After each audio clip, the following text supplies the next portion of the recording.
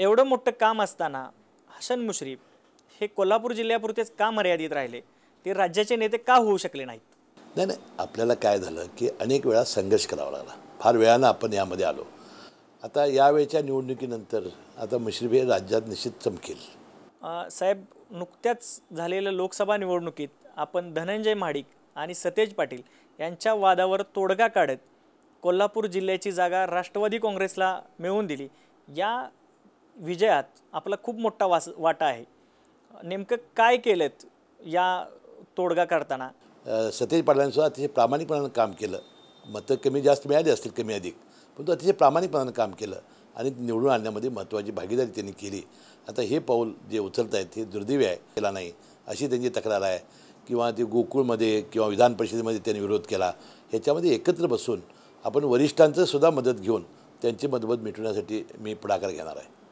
कोल्हापुरातील बहुचर्चित टोल प्रश्नावर आंदोलन सुरू होतं, त्यावेळी आपण त्यात मध्यस्थी करून आंदोलकांना उपोषण सोडण्यास भाग पाडलं होतं. हे उपोषण आपल्या मध्यस्थीनंतर सोडलं गेलं. मात्र ज्यावेळी हा उपोषण सोडलं गेल्यानंतर आपण तोडगा काढतो असं आश्वासन दिलं, मात्र अजूनही तोडगा निघालेला नाही. टोल कृती समितीचा आरोप आहे की मुश्रीफांनी व्यवस्थित तोडगा काढलेला नाही. काय म्हणणं आहे याबाबत आपलं?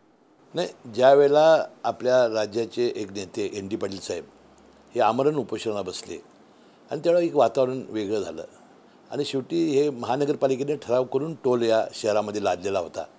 राज्यामध्ये शहराअंतर्गत कुठेही टोल नाही, परंतु ह्या कोल्हापूर शहराला गेला. त्यामुळे लोकांची भावना होती की बाबा टोल भरणं हे काय बरोबर नाही आणि एक सार्वत्रिक भावना ती झाली होती. आणि ती विशिष्ट परिस्थिती बघून मी आणि सतेज पाटलांनी हा टोल रद्द करण्याचा निर्णय घेतला. त्यांनी ते आपला उपोषण किंवा त्यांचं आंदोलन त्यांनी परत घेतलं.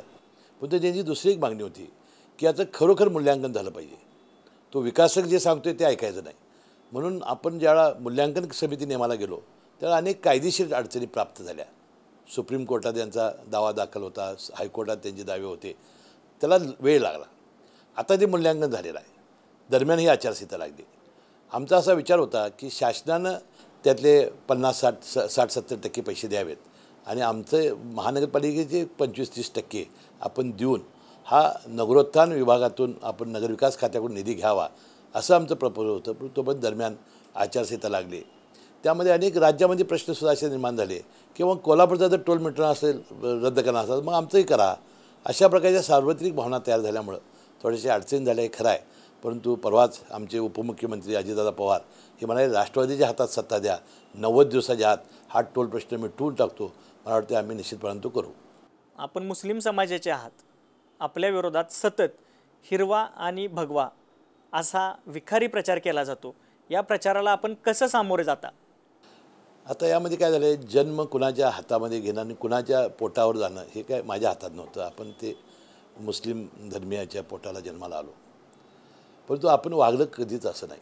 ज्यावेळा मी सकाळी 6 पासून मी घरी शुक्रवार, शनिवार, रविवार, सोमवार भेटतो तेव्हा येणारा माणूस मी आमदार आहे, माझ्या हातामध्ये शक्ती आहे म्हणून तो आलेला आहे. मी त्याला कधी जात पंथ गटतट विचारत नाही. त्याचं आलेलं माणसाचं काम कसं होईल ते मी पाहतो. आता मी जवळजवळ 10,000-15,000 जवळजवळ ऑपरेशन केली असतील. यामध्ये मुस्लिम किती असतील? एक 50-100 असतील. बाकी सगळे हिंदूच आहेत ना. आपण देवालय माझ्या 15 वर्षाच्या काळात 450 देवालय बांधली मी. तर आपण हा वास्तविक या जातीपंथीच्या फार पलीकडे गेलेलो आहे. आपण देवालयाला जाणं, त्यांचं दर्शन घेणं हे सातत्यानं करतो. मला वाटतं आधुनिक आपण मदारी मित्र मला म्हणा किंवा साईबाबा म्हणा. थोडक्यात आपण मंत्रिपद इतक्या व्यस्त असताना सुद्धा मतदारसंघात खूप वेळ देतात. हे कसं शक्य होतं आपल्याला? नाही, आता तुम्ही काय म्हणता की जिल्ह्याचा नेता असल्यामुळे मला ते शक्य आहे. आता राज्यात झाल्यानंतर थोडंसं दुर्लक्ष होईल. आता त्यामुळं आपण फार लोकांचा संपर्क असतो की कुठल्याही माझ्या मतदारसंघातल्या कुणाच्याही घरामध्ये एखादी दुःखाची घटना झाली की मी त्यांच्या सांत्वन करतो. सुखाची झाली की त्यात समरस होतो. आपण नव्यानं एक कारखाना उभारताय. या कारखान्याचं वैशिष्ट्य काय आहे? आम्हाला समजतंय की हा कारखाना जगातील सर्वात वेगळा कारखाना असेल. त्यानंतर आमच्या लोकांना असं वाटायला लागलं की आम्ही दूर झालो या दोन्ही कारखान्यापासून किंवा आपल्या हक्काचा कारखाना असावा म्हणून आम्ही कारखाना काढायचं आमच्या कार्यकर्त्यांनी ठरवलं आणि शासनानं सहकारी कारखान्यावर बंदी आणली. स्वतःच्या हिमतीवर आम्ही कारखाना करायला ठरवलं. मला या कोल्हापूर जिल्ह्यातील आणि कागल तालुक्यातील मला मानणाऱ्या शेतकऱ्यांचे आभार मानले पाहिजेत.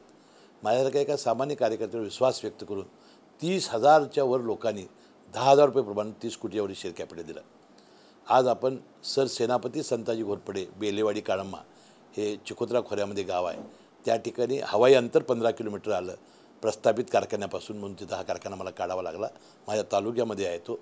आपण 3,500 मेट्रिक टन गळीताचा 23 मेगावॅट वीज निर्मिती करणारा को जनरेशन आणि 35,000 लिटर इथेनॉल निर्मिती करणारा असा इंटिग्रेटेड आपण तिथं प्रकल्प घेतलेला आहे.